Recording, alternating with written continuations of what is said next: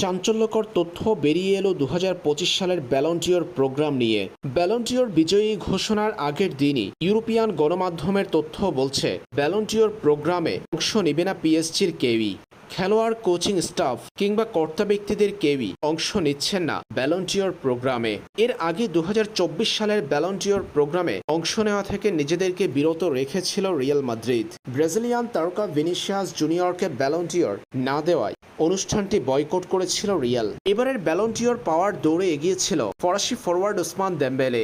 সেই ওসমান দেমবেলে নাকি ব্যালন ডি'র পাচ্ছেন না, অর্থাৎ ওসমান দেমবেলে নয়, ব্যালন ডি'র উঠতে পারে স্প্যানিশ তারকা লামিন ইয়ামালের হাতে। চাঞ্চল্যকর এই তথ্য বেরিয়েছে ইউরোপিয়ান গণমাধ্যমে। জানা গেছে, ব্যালন ডি'র প্রোগ্রামে পরিবারের 18 সদস্য নিয়ে উপস্থিত থাকবেন লামিন ইয়ামাল।